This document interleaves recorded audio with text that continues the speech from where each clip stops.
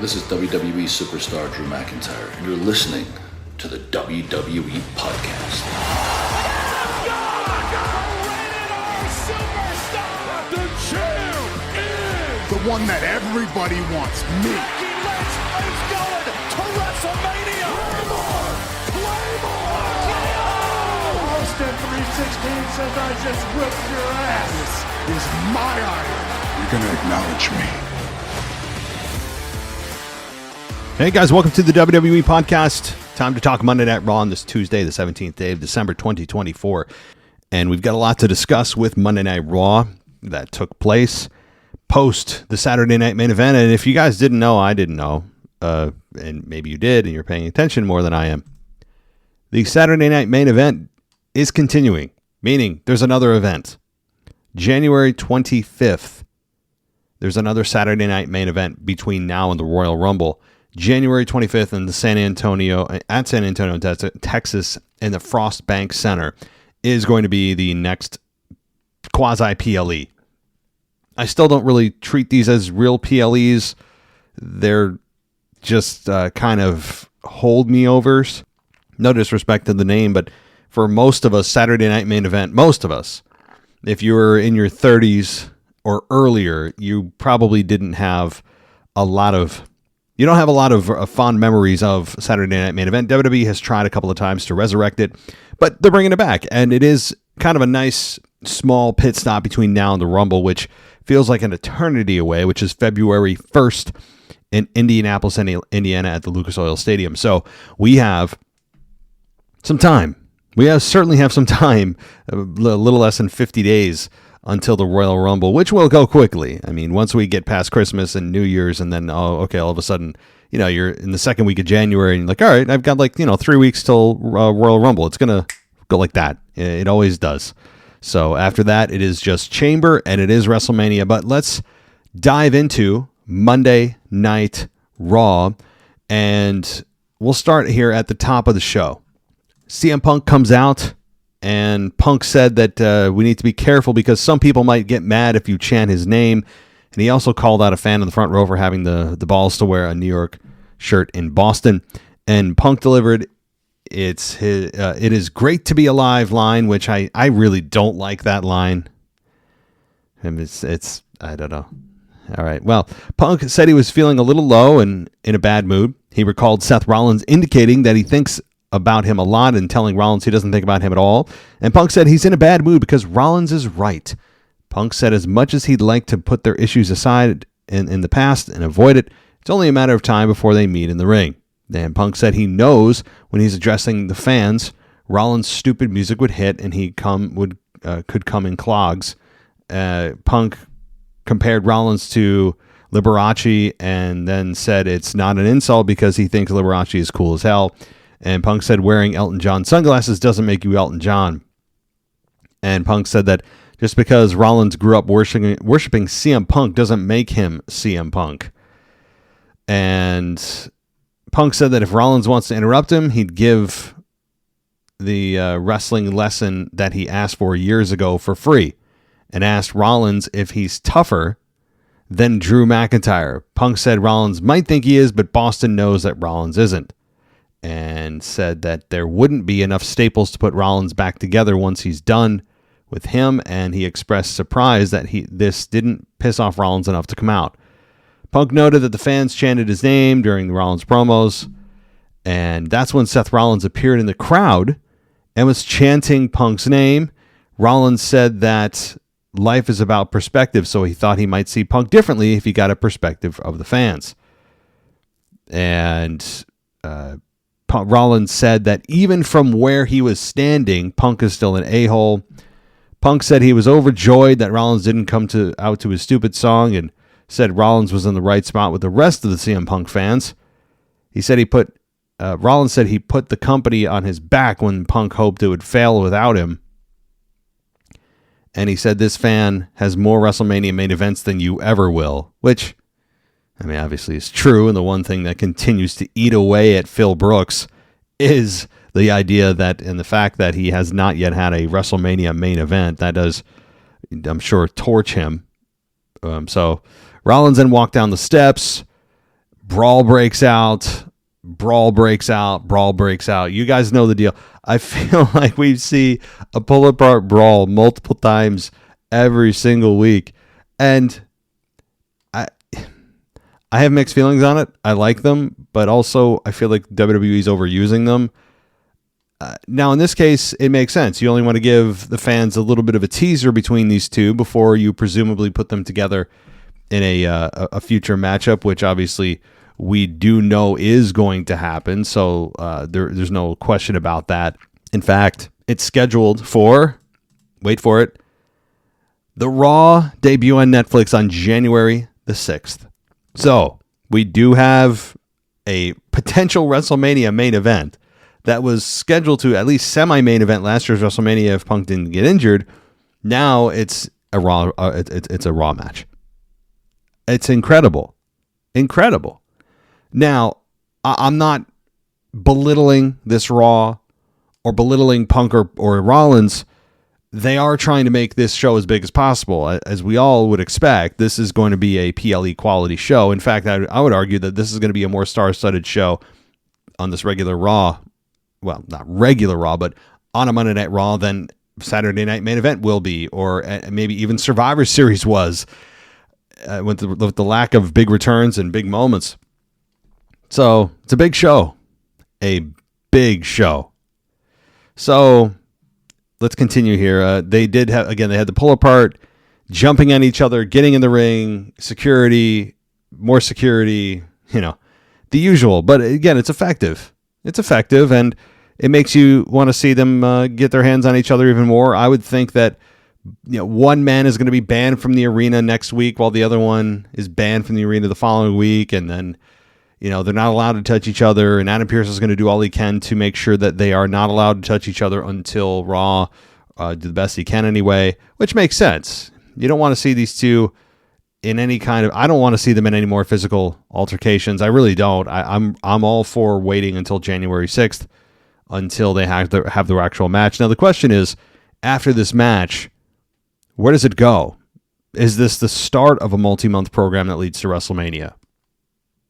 Is this the actual start of a heel turn for Seth? I would think fans are starting to side with Punk over Rollins. If the fans are being forced to choose, they'll probably choose CM Punk, given that it's kind of the old flame that's been reignited for a lot of fans. He does have more name brand value than Seth Rollins does. Yes, he does. And so there's this stardom. The idea that Punk doesn't have a lot of time left. He's good on the mic, great on the mic. And so there is that connection that fans, even those that watched AEW and saw Punk's return to wrestling in, a few years ago, 2011, 2012, whatever it was. And now he's back home in WWE. Fans have followed all of that. The fans have followed his story. It's been how many years since he's been in WWE? So if fans are forced to choose, I believe they will choose Punk. Which, again, may be partly the purpose of this program is to turn Seth heel. And I'm not going to hate on that. I think Raw needs a really good heel right now. So, okay. Again, they're at the TD Garden. I've been there. Nice arena. Okay. We have Seth Rollins backstage angry. Adam Pearce followed Rollins, who told him he wants a match, and Pearce told Rollins to let him do his job. Drew McIntyre confronted Rollins after Pearce left, and McIntyre recalled Rollins, telling him that he needed to get over his issues with Roman and the Bloodline, and McIntyre said it's not so easy when it's staring at you in the face. And McIntyre said he and Rollins know that Punk is the same person he was, unlike others in the company, including Sammy and Jay. Rollins and McIntyre think they have common cause. Rollins said McIntyre thinks they have common cause and are friends. Rollins said he took Reigns out of power at WrestleMania and he had Zayn and Jay at his side. Rollins then said he respects Zayn and Jay, and he told McIntyre that he is going to do something that McIntyre couldn't in CM Punk. Well, I have news for you, Rollins. You did not take Roman Reigns out of power. In fact, you took several bumps that left you laying on your back during the main event of Cody Rhodes and Roman Reigns at WrestleMania 40. Yeah, you were a small part of it, but had you not been there in storyline, it wouldn't have probably made a damn bit of difference. So that argument didn't really have much standing, but it at least told fans, okay, McIntyre's trying to find common ground with Seth, and it seems legit, and I think they do have it, but Rollins is still resisting. He is still resisting the dark side to come on over, just at least for now. But God, I love McIntyre. All right. Then we have a Bron Breakker, Ludwig Kaiser. And before we get there, one thing on McIntyre Rollins. What if they do a line? Think about that. I'm all for it. It's not an alliance that you would imagine. A little bit of the two-man power trip, Triple H and Stone Cold alliance back in the early 2000s. A little bit of that vibe. It is a weird marriage of sorts. But if their common cause is strong enough and their hatred of CM Punk is strong enough, they may not be friends, but they'll fight for a common goal. It's something to consider. Even though he resisted this week, Rollins and McIntyre aligning, I don't hate it. Not long term. I mean, these two make their most money and are the biggest stars when they're separate, but it'd be a very interesting combo. Okay. We're back to the Intercontinental title match here. Bron Breakker, Ludwig Kaiser. This match was really fun. 18 minutes. I think that, this was compared to the Saturday Night Main Event matches, this was really long. And I don't mean that in a bad way, but when you look at all the Saturday Night Main Event matches, you're just like, wow, is this like double the amount of time it feels like? I enjoyed the hell out of this. I think that this was Kaiser's biggest match to date. Maybe his longest singles match to date on television anyway. And I think they delivered. Was there anybody in there who actually believed Kaiser could win? I think that there was, in this match, while it was very unlikely he could win, I think that there was at least moments that you could point to and go, I don't know, maybe. It wasn't certainly an absolute slam dunk lock it away. And I enjoyed the hell out of this match. Physical. The finish, I think, was good. Here's what it was. Kaiser kicked Breakker to ringside, went to the floor on the other side of the ring, and Kaiser ran for his dropkick, but he stopped when he didn't see Breakker where he left him, and Breakker ran around the ring, dropped Kaiser with a shoulder block, back in the ring. Breakker hit a gut buster and ran the ropes, hit the spear. 1, 2, 3. Game over. Game, set, match. Kaiser loses. And it feels like, as with wrestling, they're on the down cycle of their attention by the company. Where just a month ago, Bron Breakker was celebrating his second Intercontinental title win over Jey Uso, and Kaiser was breaking away from Gunther, and you're thinking, okay, here we go. And now Kaiser loses clean here.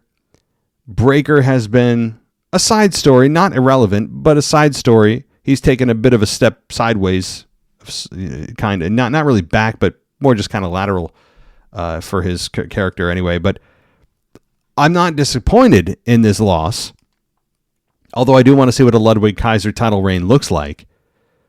I was more looking for, how does Kaiser specifically handle the longest match of his career in the company on television? And I think he delivered. I enjoyed him, and I really think there's more to him in ring. I don't think the guy has eaten a carb in the last 10 years. His body fat is somehow in the negative area. He has somehow like a negative 5% body fat. He does have a presence on the mic that we haven't been able to really see flesh out fully yet. There's more to Kaiser than meets the eye still, and his best days, I believe, are in front of him. Okay, Kofi and Xavier were walking backstage and were about to enter the locker room, but Rey Mysterio came out and stopped them. And he said it wasn't just him. Everyone in the locker room didn't want them there. And Rey said after what they said to Big E, he felt it was best that they find somewhere else to dress. Wood said it was okay because they didn't want to share a locker room with y'all anyway. So the locker room is completely rejecting the New Day, as if they are all just complete, just beacons of innocence themselves, right? No one in the locker room has ever done anything bad. No one's ever been a heel. Apparently words are, if you say certain things to people that they like, then you can't dress with them anymore, yet they have been there longer than most of the guys in the locker room. I mean, I have no problem with this. I'm just breaking this down from a logical perspective because that's what I like to do. I don't know why, but it makes no sense. Now, in story, yeah, the guys are disgusted with them, but what authority do you have to say we don't want to dress with you? I mean, like, yeah, we've been here twice as long as some of y'all in there, and I don't want to hear about this, holier than thou attitude when half of you have been heels before doing worse things than we ever have. All we did was speak down to Big E. Tell him how we really feel. We didn't attack him. We didn't attack a guy that has an injured neck. So, just a little food for thought there. All right. We have then Tessitore and Barrett speak from the desk, and Wade Barrett noted that it was a banned pile driver that took out Randy, and now Owens used a package pile driver on Rhodes, and Tessitore read through the storyline injuries that's suffered by Cody's character, and he said that x-rays were negative and Cody returned home where he is resting. So that's good. I mean, he's home, not injured, but what they did is say he's banged up, a scare, but nothing serious enough to have him miss the Saturday Night Main Event, at least build a story to it. And I think that's the right move. I love the fact that Kevin Owens is using the pile driver. I continue to say that every time he does it. It does become less shocking every time he uses it, but now what's going to happen is this is going to be a story for his character. I don't know if he'll ever get a pile driver again. He might. But I think that him attempting them during the matches that he has, if he's not suspended or fired in storyline, is going to be part of the story in the ring. Whoever he's facing, he's going to go for a pile driver, and you're going to have the referee trying to stop him. It's going to be a thing. And even when Randy Orton comes back and faces Kevin Owens, you're going to have Kevin Owens attempt another pile driver on Randy. But here's the thing. I don't think we have too many more pile drivers in the future for Kevin Owens. It is actually a dangerous move. Despite how safe Kevin Owens has been with them, and they have looked very safe. As you know what, and I'm fine with that. I'm not asking anybody to take the risk of doing a pile driver wrong in which half an inch means you're paralyzed for life. No, I mean, he's doing them as safe as possible, and that's the way it should be done. But if you're looking at this from a heartless perspective, the pile drivers do not look good compared to some we've seen. If you are familiar with the pile driver move, not the tombstone, right? The actual pile driver with the guy's legs straight up in the air. Some of the best ones I've ever seen are Undertaker and Shawn Michaels back in 97. Not during their WrestleMania 25 program, but when they had their program in 97, some of the pile drivers they did. You want to see a good one? Go look at the pile driver that Shawn Michaels gave the Undertaker during the Hell in a Cell match in 97 on the steel steps. That's a pile driver. And also, thinking of pile drivers back then, tombstone pile drivers, if you guys want to look at some really vicious pile drivers, tombstone pile drivers that actually look like it could have hurt the person or injured or paralyzed the person, WrestleMania 14, Undertaker versus Kane. Undertaker could not get Kane up enough. Some of the pile drivers actually landed Kane on his head. I mean, there's no way to fake that. Go watch them. They're brutal. And obviously he wasn't trying to do it on purpose. He didn't come down fast or hard enough to actually, luckily, do any damage to Kane, Glenn Jacobs. But I remember watching, even during the time, I'm like, yikes. Oh, man, just thinking about it. If you haven't seen it, go watch. Alrighty, so we then have the Women's World Champion Liv Morgan, Raquel Rodriguez, and Dominic Mysterio come out, and we have a fan sign that said Dom looks looks like he thinks Taco Bell is authentic. That was funny. The crowd booed when Dom tried to speak. Morgan used a megaphone while repeating what Dom said about her being the greatest women's world champion of all time. She said it was 2024, the year of Monday Night Morgan. She said, we're just getting started, and said there are a lot of historic changes happening in WWE next year, and there's no one better to lead the company into the future than her. Rhea Ripley comes out because can Rhea Ripley do something different? Please. Can she do something? Can she come out and have a match? Is her whole purpose of existing right now to just interrupt Liv Morgan? I feel like I'm watching the same show every week with these two. It's the same thing.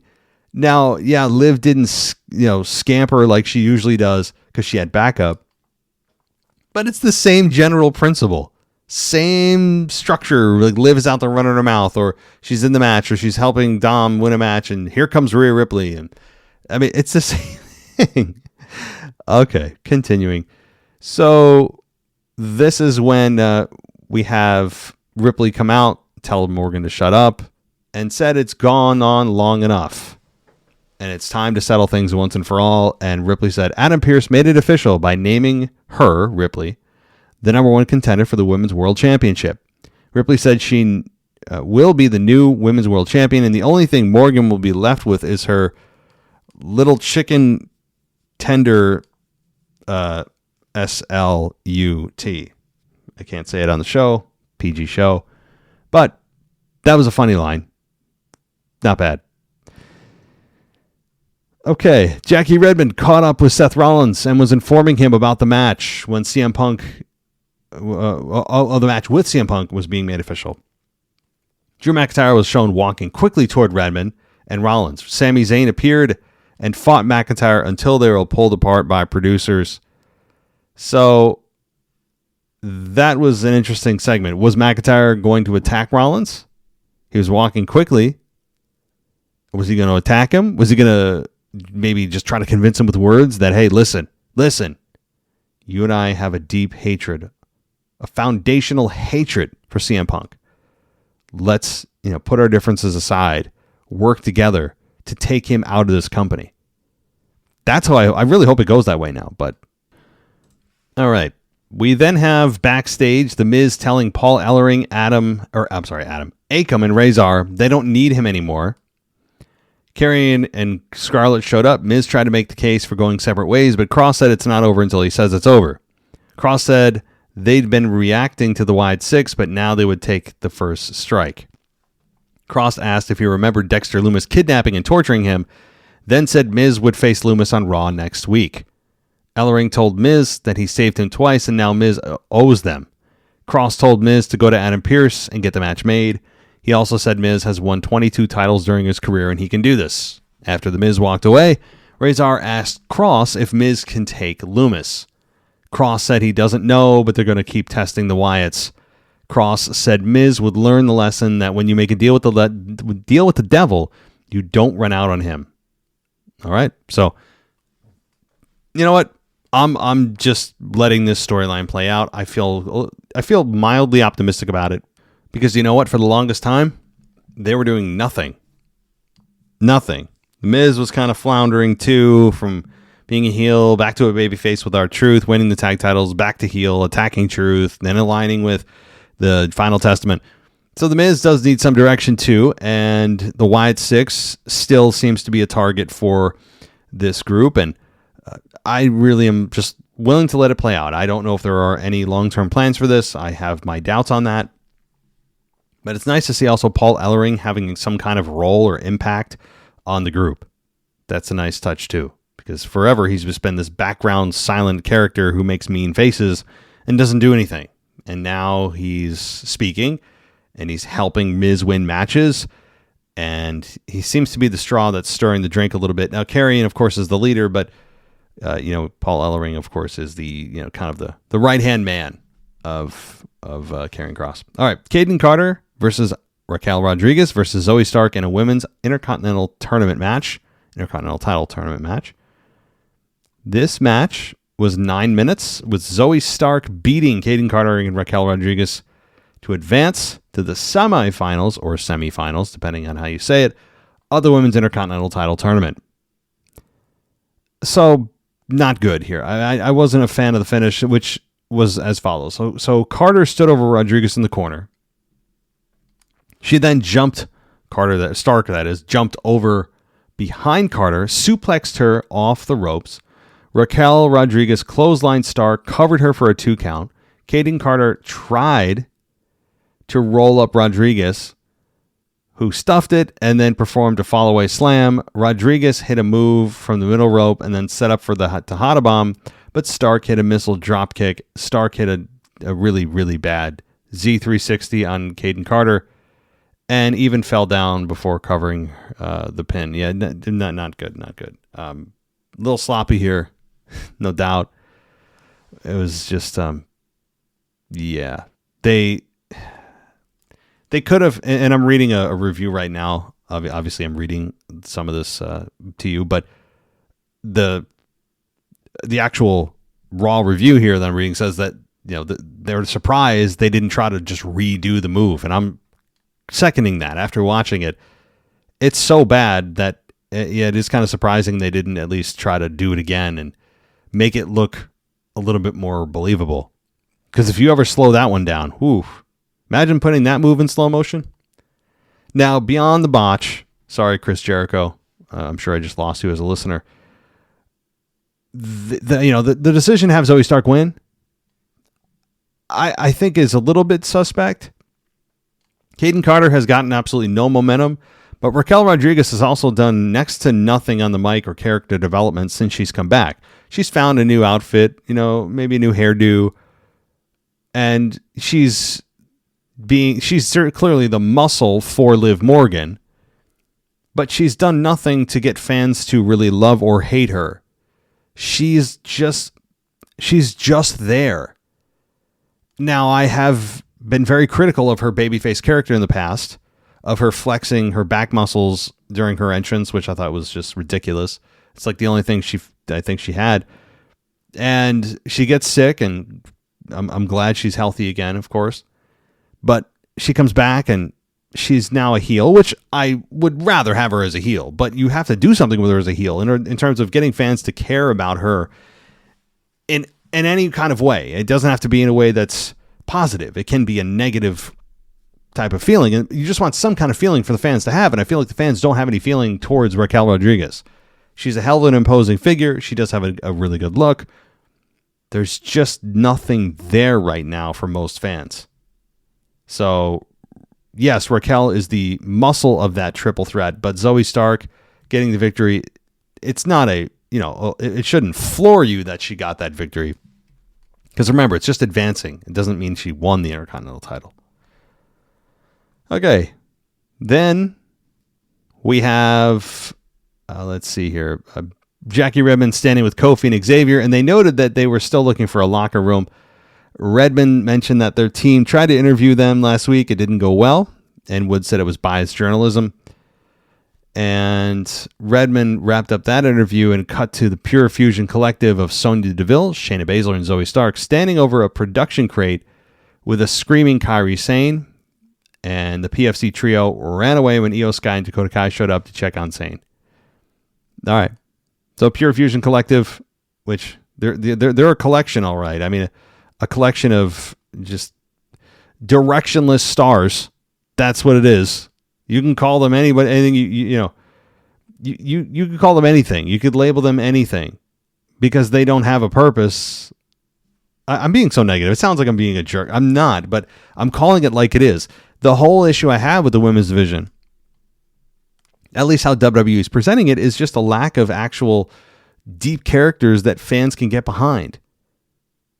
I don't feel a lot for like 6 women that I just mentioned. And anybody that feels and tells me different, you are lying. You can't tell me you feel anything really strongly either way for Sonya Deville. Maybe Sonya is borderline, but certainly Shayna Baszler. You're telling me you feel strongly about Shayna Baszler? Are you telling me you think about Zoe Stark on Raw? Like, I can't wait to see Zoe Stark show up. Again, now, no disrespect. I'm just calling it like it is. it just becomes a little bit discouraging when this business is supposed to be about building stars. The women's division is now introducing 2 new championships, one on each brand. And sure, the women are getting their triple threat matches, but what about the development of the characters? Why should I care if you win or lose? That's what it really boils down to. And for the women's division as a whole, a lot of that is lacking. Not across the board, but does anybody miss Jade Cargill, for example? Is anybody sitting there going, oh my God, I can't wait till Jade comes back. It's going to be so exciting. Imagine the pop. No one's saying that. I don't miss Jade. I just don't. I know that there's a whodunit of who attacked her, and it may be Naomi, it may be Bianca, but there's not a lot of connection there. Even with a $4.5 million body and physique and look that she's got and however good she smells, it doesn't matter. Because the fans don't feel your character. When you return, it's going to be a very embarrassing reaction. I hope not. I mean, it sounds like I'm rooting for that. I'm not. I really genuinely hope that the women get more time, not just in the ring. It can't just be about minutes in the ring. It can't be. It's got to be about minutes on the mic or backstage promos or video packages. There's multiple ways to do this. Hell, or put some of them on commentary. I know that the sitting audience won't hear them, but those at home will, which is the majority of those who are watching are at home. So, all right. We then have Finn Balor and JD McDonough take on the War Raiders of Eric and Ivar for the World Tag Team titles. Lillian Garcia, of course, introduces them, and boy, I love seeing her. She's great. She's great. Her and Samantha Irvin are neck and neck. But let's see. We had the finish. Again, I feel like I'm spoiling it. If some of you don't watch Raw until you hear my show, but the War Raiders did beat Finn Balor and JD McDonough in a 16-minute match. So, again, we have 2 championship matches on Raw. Again, reinforcing my concern about wrestling that title matches no longer feel important because we're getting multiple title matches per week. But this match was good. And I think the right team won. The War Raiders winning the tag titles makes sense. And here's the finish. McDonough goes to ringside and returned with a chair. The referee stops McDonough. Balor went to ringside, grabs a chair from the timekeeper's area, but someone held the other side of the chair. Damian Priest was shown holding the chair, and then he pulled it, causing Balor to crash into the barricade. In the ring, Ivar clotheslined McDonough to take him out, tagged him in. Balor returned to the ring and was hit with the War Machine finish before Ivar pinned Balor. That was an important cover here, an important finish. It is now continuing to focus on Damian Priest and Finn Balor. Yes, JD McDonough in the pecking order of WWE right now is, of course, several levels below Finn Balor, even though they're in the same group. So you would look at this in most circumstances and go, yeah, McDonough's got to take the pinfall here. No, it was Balor, and it should be Balor because of what Damian Priest did, showing up with the chair, pulling it out from Finn Balor. Balor has to be the one to take the fall. So, good stuff here. Really enjoyed it. And yes, the World Tag Team titles are off of the Judgment Day, and the War Raiders are now champions. And I think that it's a positive. The key, just like I said, though, with the women, this goes across the board. Across the board. Men, women, I don't care. You need to have people know who you are, your values, what your goals are. They want to hear you speak. They want to know what your strengths and weaknesses are. And the War Raiders have been around for a while. Obviously, they were originally known as the Viking Experience, then the Viking Raiders. Then they messed with the Street Profits felt like forever, in embarrassing gymnasium tournaments during COVID, if you guys remember that. And then they returned and had some shields, and they did damage with their weaponry. And then they went away, and Ivar flourished while Eric was injured. And then we had a repackaging of that group to the War Raiders, which I think they finally found it. This is a nice little combination, a nice kind of polish, I think is the right word.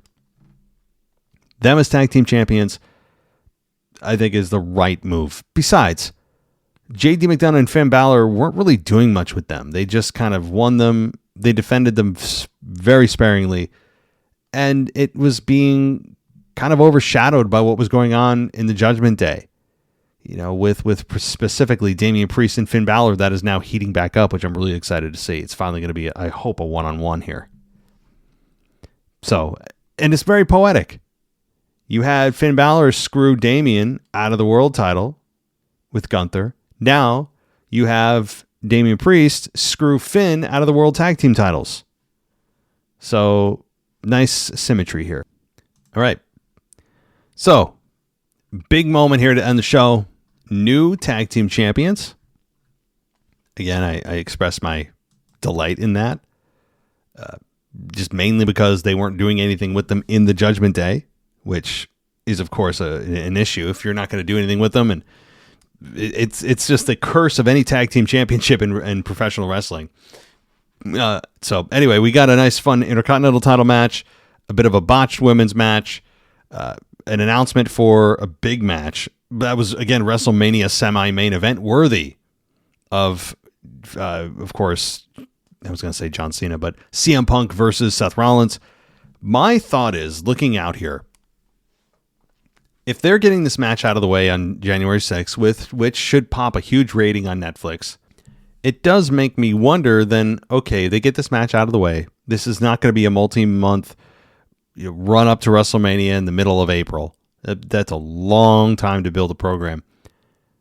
Then it seems that Seth and Punk are not going to be facing each other at WrestleMania. That's what this match tells me on the January 6th edition of Raw. Because if you're going to have Punk ever complete his story now, or his goals of main eventing WrestleMania, you can't do it with Seth Rollins. He's not champion. Perhaps what if it's Punk versus Gunther at WrestleMania? He's already declared before he's chasing that world title. There's a WrestleMania main event. Now, you could also, more likely, have Punk enter the Rumble. Rollins could too. And he could possibly win it. Now, if he wins it, is he going to choose Gunther if he's still champion? Or is he going to choose Cody Rhodes? I mean, again, a lot of hypotheticals here. But presumably, if both top champions maintain their championship through February 1st, then it's conceivable that you have Punk chase the undisputed WWE Championship. But I don't think they're gonna. I still believe Punk will remain on Raw, and the reason is, I can't underscore this enough, The Rock. Until Dwayne Johnson comes back and faces Cody Rhodes, you can forget any chance of Cody losing that belt. It's also getting close to WrestleMania. You're not going to have Cody Rhodes lose the belt before WrestleMania. Ushering in a new era, with the company telling us that Cody Rhodes is the face of that era, you're not going to have the face of the era drop the belt before next year's WrestleMania. So I think shortly thereafter you could have him drop it. We're not going to see a Roman length run from Cody. That would be, I think, a very big error. They're not going to do it. So my point is I get wrapped in a spider web of possibilities. You have Punk and Rollins. Now, if Punk challenges Gunther, right, and no Brock Lesnar, pretend Brock Lesnar is not going to be there. He could, but let's pretend he's not. Then where does that leave Seth Rollins? In a triple threat, maybe, with Drew and Punk? Do I dare say the dreaded triple threat? I hope not, because WrestleMania should be a one-on-one always for championships. So probably not, but then what does Rollins do? Who does he face? It's a hell of a question. MJF? I wish. And here's another thing. MJF, I have been advocating for him to come to WWE forever. Forever. I think he knows it's the place for him to be. He's a smart-ass guy. He has to know he's on a sinking ship. But he'll stand on that ship and tell you he's on, the oasis of the seas in the Caribbean, but he's on a little sailboat with the bottom half blown out and the water's rushing in over at AEW. I'm not saying AEW is going to go under. I'm not saying they're going to go out of business, nor do I want that.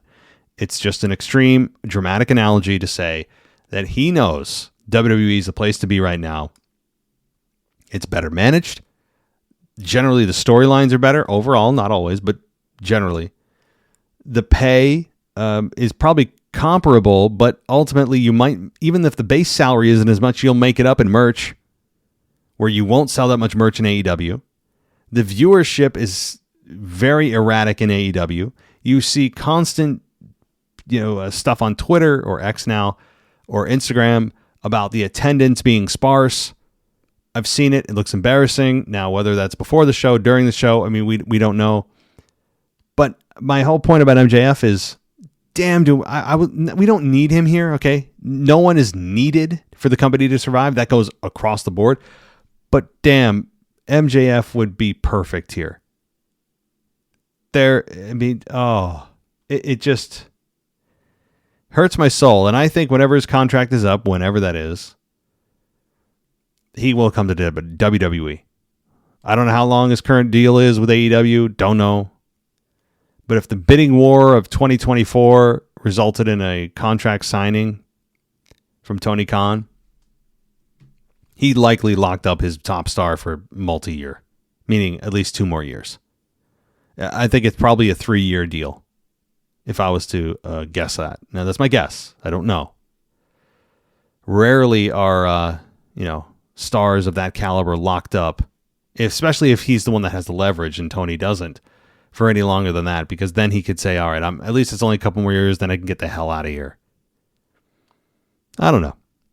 Some food for thought. But also, January 6th Raw, as we're talking about it, the return of John Cena is going to be the story of the day there. Yes, Seth and Punk are likely even going to main event the show, and they should, unless a bigger match comes along. You're going to see crossover all over the place. The draft rules are going to be imaginary, as they are at least half the time here on regular weeks. So imagine a show that they're trying to make the biggest possible. The draft doesn't even exist. It's a joke. But John Cena likely to appear. Who does John Cena get into a program with first? Maybe it is Seth Rollins. I think what he's going to do, unless didn't he already do this though? Didn't he declare himself for the 2025 Royal Rumble? Or am I making that up? I think he did. So if John Cena is in the Rumble, then that throws a whole wrench into things with Punk in the Rumble. There's going to be John Cena must be in the Rumble because there are some awesome confrontations he could have. Awesome. And I think he and Punk will stay away from each other, but they'll have that moment in the match where both of them are avoiding each other. They haven't had any kind of eye contact, and all of a sudden they're in opposite ends of the ring. They look up and they see each other staring, back at one another. Oh, that's going to be. I mean, again, I don't know how they're going to do it, but that's how I would construct it. John Cena, CM Punk is a match that I do believe will happen in 2025 before he leaves for good in December of next year. So that's a match I'm really looking forward to, and an interaction at the Rumble that I anticipate. So John Cena, I mean, there's just, again, him and Roman Reigns. What if Roman Reigns is in the Rumble? This is going to be a hell of a Royal Rumble. And no Cody Rhodes in the Rumble, thank God. So you don't have to worry about him. So it's going to be fun. It's going to be a lot of fun as we look towards the Rumble season. And yes, we have Saturday Night Main Event on January 25th. It's a small pit stop. The real next big destination is, of course, the Royal Rumble in Indianapolis, February 1st. Now, don't forget, guys, as I remind you and I get closer to this, I will be in Mexico for 4 nights in February, shortly after the Royal Rumble. Now, I'll still be able to get my Royal Rumble review out. I know I'm telling you this 5-6 weeks in advance, but I want you to know, and I'll continue to remind you, we are still going to try to pump out content. We're still going to try to make sure you guys get your shows, depending on the Wi-Fi in the damn hotel. Will depend on how quickly I can get it up. I know the last time I went to Mexico, the Wi-Fi where I was at was horrible. I couldn't even use the hotspot on my phone in Mexico. It worked for like 20 minutes and then it was just effed.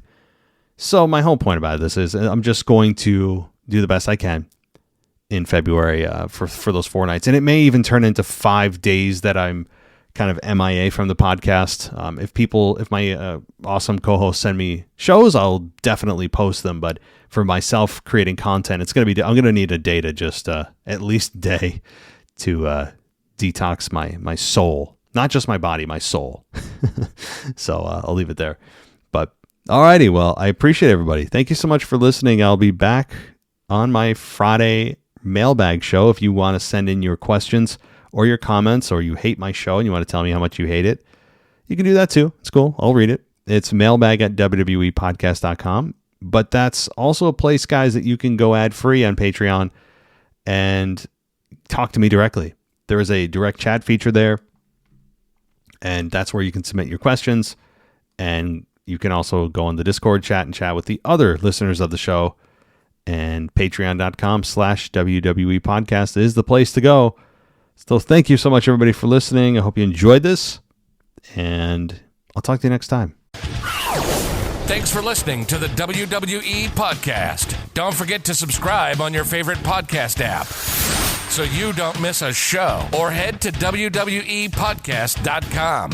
And for all of these shows ad-free, head over to patreon.com/WWE Podcast. Until then, we'll see you next time.